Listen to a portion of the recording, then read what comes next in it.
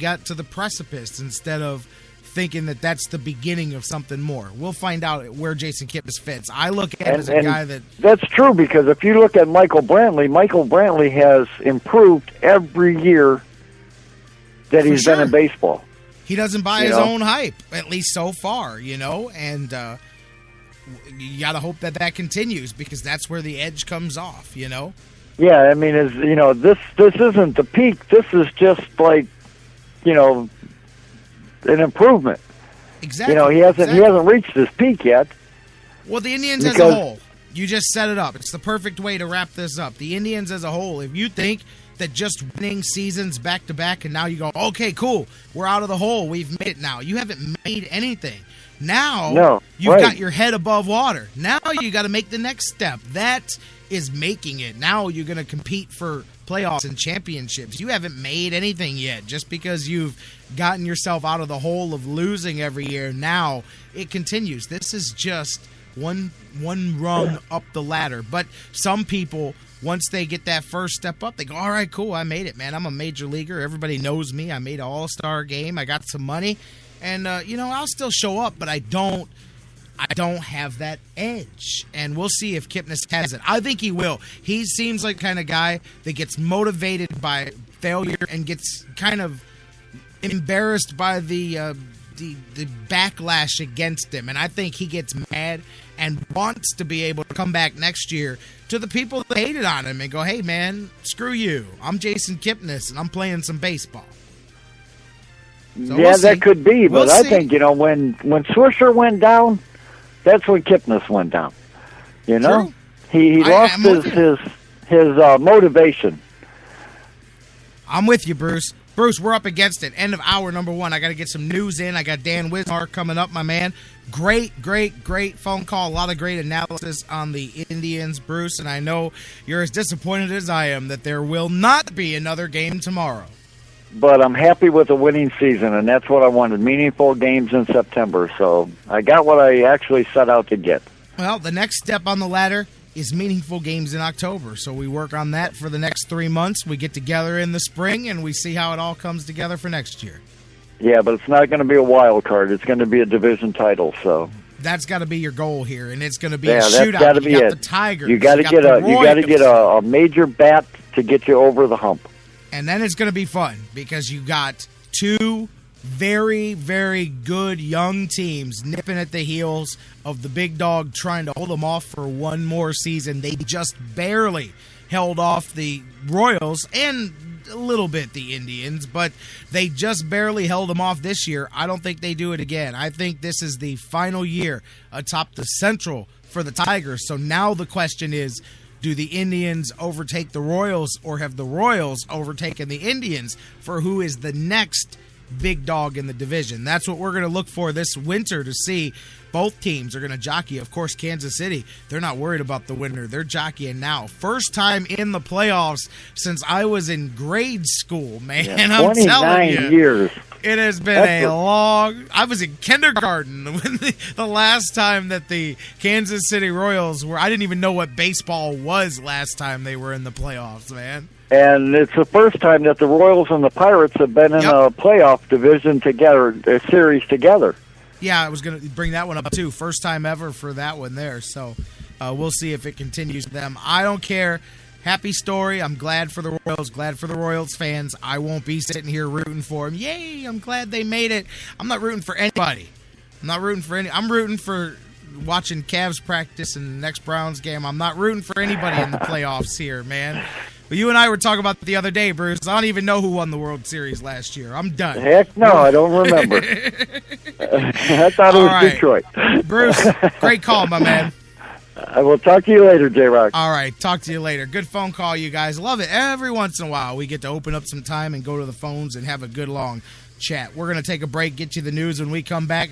Dan Wismar, back in the house. Cleveland fan, my man Dan, going to join us. We'll talk a little bit about his thoughts about the end of the Tribe season, where they go from here. We'll talk Buckeyes. We recap the Buckeyes and the Cincinnati Bearcats. It was competitive and fun for a half, and then Ohio State pulled away like the finely tuned sports car in the second half. We'll talk about that as the Big Ten schedule is looming for the Buckeyes. Tribe, Buckeyes, who knows where we're going to go. Dan Wismar is going to go there with us from the Cleveland fan next, after the news, here on the Sports Fix.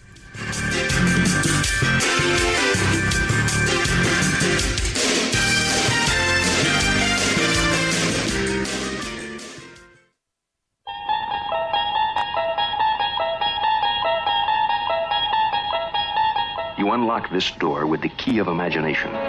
Beyond it is another dimension. A dimension of sound. A dimension of mind.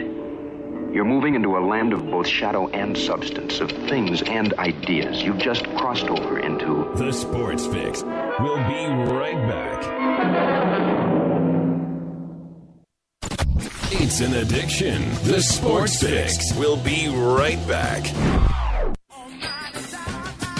Business owners and professionals, do you want to take your business, your product, your team, your event to the next level? You want to advertise right here with the Sports Fix. Our listeners are among the most loyal listeners, terrestrial or internet. The Sports Fix universe is not only the radio show, but tens of thousands of fans on Facebook and Twitter. Email me, Jerry Myers, thesportsfix@AOL.com. That's thesportsfix@AOL.com. And let me help you swing for the fences and hit it out of the park right here on the Sports Fix. Whether it's an oil change or a new set of tires, Quick Lane at Valley Ford Truck has you covered for your automotive car care needs. They're your neighborhood quick service experts. They also offer a low price tire guarantee. Choose from 13 brands, and if you find the same tires at a lower price within 30 days, Quick Lane at Valley Ford will refund the difference. They're open late Monday through Thursday until 9 p.m. and open early Saturday so you can check it off your to-do list and get on with your day. They also have a newly remodeled service lounge and additional service bay just for Quick Lane oil changes. Quick Lane at Valley Ford Truck is located at 5715 Canal Road, right under the 480 bridge in Valley View, just down the road from Independence. 5715 Canal Road, right under the 480 bridge in Valley View, just down the road from Independence. Come see why life is better in the Quick Lane. quicklane.com/Valley Ford Truck. That's quicklane.com/Valley Ford Truck. Portions of the Sports Fix brought to you by Signs and Ship, the official printing source of the Sports Fix. Locations in Ohio, Pennsylvania, Virginia, and Florida. Find out more at signsandship.com. News break. I'm Christine Lisi. Right now, a night off for Major League Baseball before the postseason begins tomorrow night with the A's at the Royals in the AL wildcard game. John Lester, James Shields. The winner meets the Angels in the ALDS. Then on Wednesday, the Pirates host the Giants in the NL wildcard matchup. The Nationals await the winner in the division series. You can hear every pitch of every postseason game on ESPN Radio and ESPNradio.com. Angels outfielder Josh Hamilton will be testing his strained rib cage over the next few days to see if he'll be able to go in the division series. NFL Chiefs running back Jamal Charles with an ankle injury probable for Monday Night Football versus the Patriots. Kansas City running back DeAnthony Thomas questionable with a hamstring, 8 Eastern on ESPN. Cowboys owner Jerry Jones said quarterback Morris Claiborne likely towards ACL in the win over the Saints. He'll get an MRI to confirm that. Vikings quarterback Teddy Bridgewater set for an MRI on his sprained left ankle. X-rays were negative, which Mike Zimmer assumes that he will play Thursday night in Green Bay. Niners tight end Vernon Davis injured his back. Right tackle Anthony Davis hurt his knee against the Eagles. There's nothing worse than trudging to the store for overpriced razors. So don't do it. Join DollarShaveClub.com and get great razors delivered right to your door for a few bucks a month. That's DollarShaveClub.com. You're listening to The Sports Fix.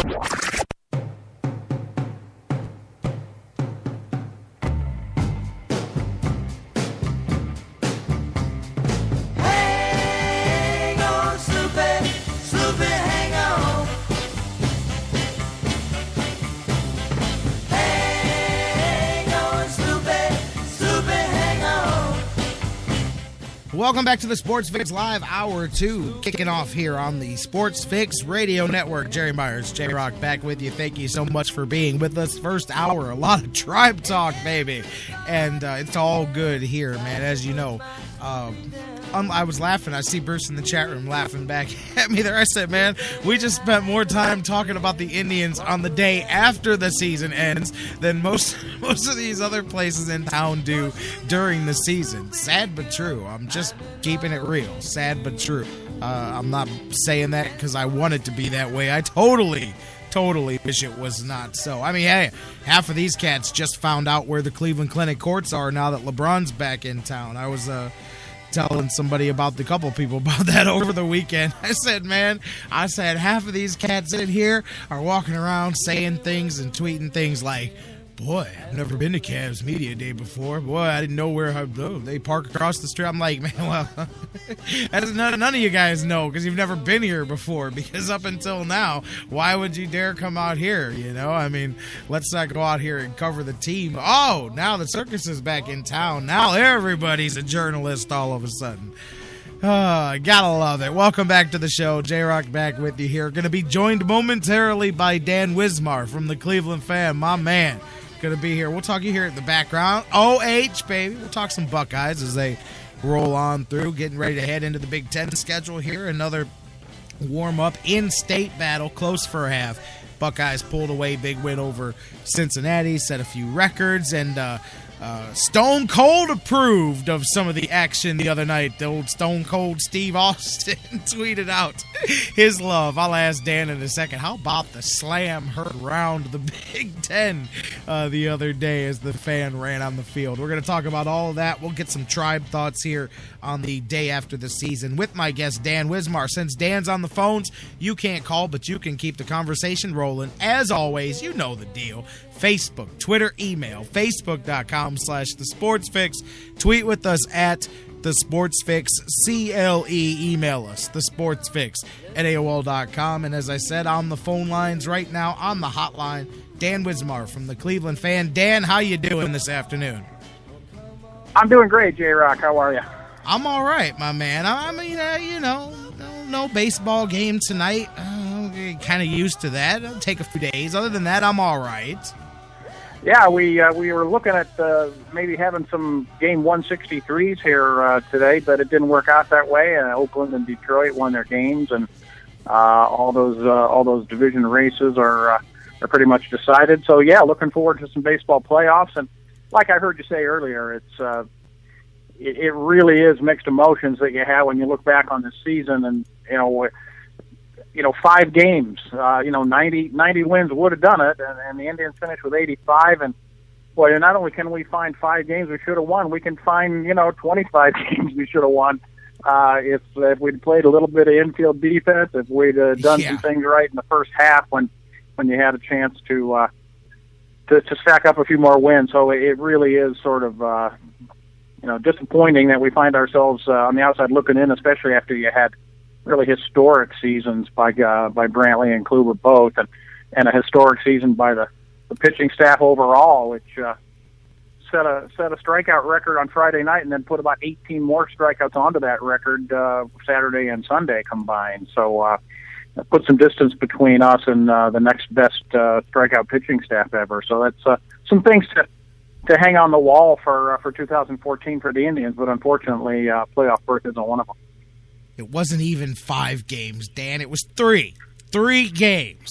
88 wins. When we talked about it a few weeks ago, we said, man, no team in however many years has it been has made the playoffs with less than 90 wins here. And there's no way that 88, 89 wins is going to get it done. Both wildcard teams, that was what they had. 88 and 89 wins, the lowest total in quite some time here. So that's what I said. That's the other thing. Not just the games earlier in the season that you kind of let slip away. Not kind of, did let slip away. But that last couple of weeks, I mean, even there, when we would say, if this, that, and this happens, well, all of those things kind of did happen over the last couple of weeks, and it really was right there, even at the end, where just simply a few games goes differently there, because everybody else, you kept going, well, this team has to lose, and that team, well, they all lost. They kept losing. Like, they had no interest in getting to the playoffs, but it was just too little too late. Indians, like, really, as much as we talk about, to me,